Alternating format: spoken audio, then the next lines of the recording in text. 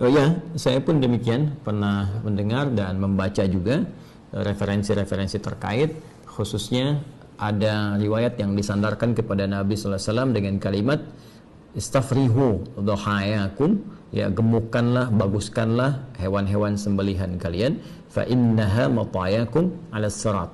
Karena sesungguhnya hewan-hewan kurban, hewan-hewan sembelihan yang dibaguskan itu nanti akan datang di hari kiamat menjadi kendaraan kalian melewati sirat, ya, melewati jembatan penyeberangan yang menentukan antara rahmat ataukah azab, antara surga ataukah neraka.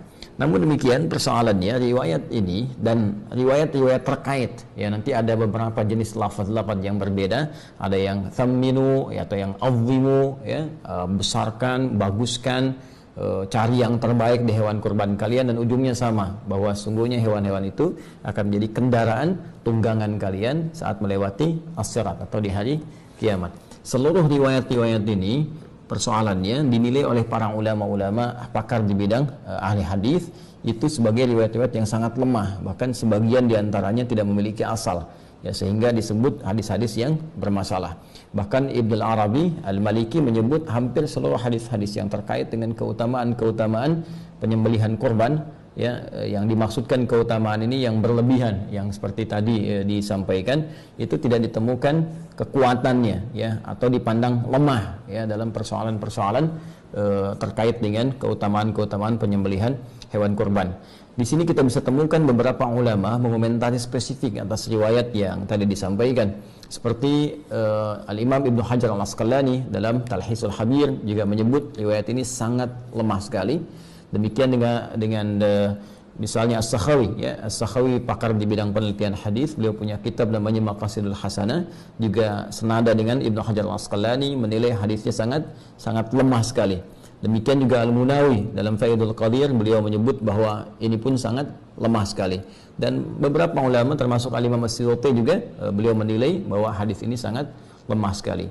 Namun ada yang menarik, beberapa komentar para ulama, sekalipun pandangan mereka menyebut bahwa ini riwayat-riwayat ini lemah, bahkan pada sebagian riwayatnya yang lain itu tidak ada asalnya, tidak ada ketersambungan kepada Nabi SAW, sehingga disebut dengan hadis-hadis yang palsu, hadis-hadis yang cacat sanad.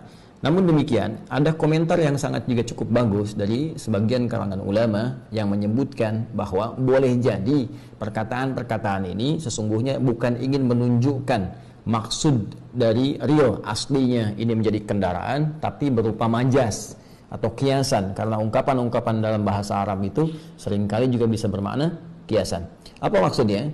Maksudnya adalah hewan-hewan ini, ya, jika memang kita bisa mencari yang paling bagus, mencari yang paling baik, maka dimungkinkan pahalanya semakin bagus, ya, semakin baik, semakin banyak. Dan dengan banyaknya pahala ini yang akan memudahkan kita melewati as-sirat, karena timbangannya semakin besar, timbangan semakin banyak.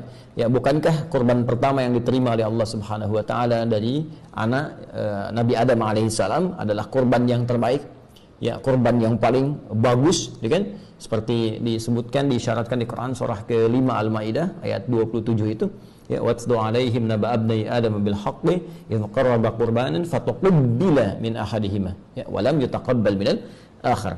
Dan bacakanlah Muhammad sallallahu alaihi wasallam, ajarkan kepada mereka kisah tentang dua anak Adam, ya, alaihissalam, dengan kisah yang sebenar-benarnya ketika mereka dimintakan oleh Allah Subhanahu wa taala untuk menunaikan ibadah kurban, ya, maka diterima yang satu, yang lainnya ditolak. Siapa yang diterima ini adalah anak Adam alaihissalam yang berkorban dengan hewan ternaknya, ya, dipilih yang paling bagus, yang paling gemuk, yang paling indah tampilannya, itu yang diterima. Sementara yang satunya lagi tidak mendapatkan penerimaan karena memilih kualitas yang paling jelek dari hasil perkebunannya.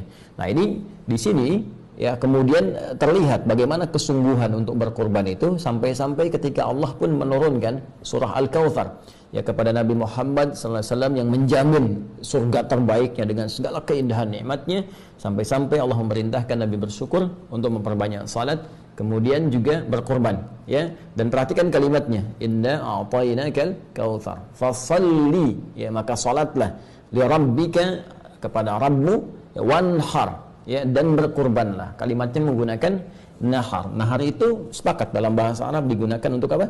Unta, ya, hewan sembelihan untuk untuk unta, sedangkan unta tingkat yang paling tinggi, yang paling bagus, yang paling besar, yang paling banyak manfaatnya. Nah, ini memberikan isyarat kepada kita bahwa jika kita akan berkorban, maka dengan anggaran yang mungkin kita bisa keluarkan, cari yang paling bagus hewannya. Jika harta kita misalnya cukup berlebih, maka dengan harta itu cari yang paling terbaik. Ya, cari yang paling bagus, yang paling gemuk, yang paling banyak manfaatnya. Maka dari situ, apa yang bisa didapatkan? Keikhlasan kita dengan berkorban itu yang menjadikan pahala bisa berlipat. Dengan pahala berlipat, mizannya semakin kuat, semakin berat, dan dengan semakin berat ini, itu yang berpeluang kemudian menghadirkan ridha Allah Subhanahu wa taala, menutupi kesalahan kita sehingga mempercepat kita melewati sirat.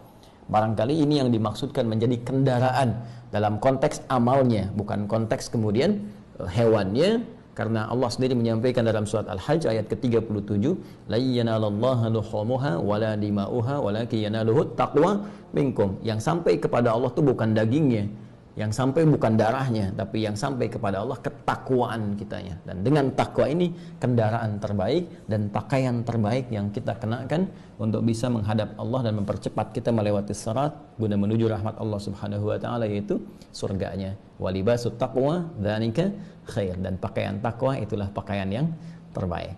Jadi kita simpulkan dari segi sanad kualitasnya sangat lemah. Bahkan bukan hanya sangat daif jiddan, tapi juga ada yang la aslalahu, nggak ada asalnya, ada yang palsu dan sebagainya. Tapi dari segi matannya, dari segi isinya, ada isyarat yang menunjukkan ini bermakna kiasan, dalam arti pemahaman memperbagus hewan kurban supaya pahalanya banyak, dan dengan pahala itu itulah kendaraan terbaik untuk menuju surga dengan rahmat Allah Subhanahu wa ta'ala. Saya kira demikian cara memahaminya. Semoga Allah Subhanahu wa ta'ala meringankan segala apa yang kita ikhtiarkan untuk mudah dilakukan, dan semuanya mendapatkan penerimaan di sisi Allah Subhanahu wa ta'ala.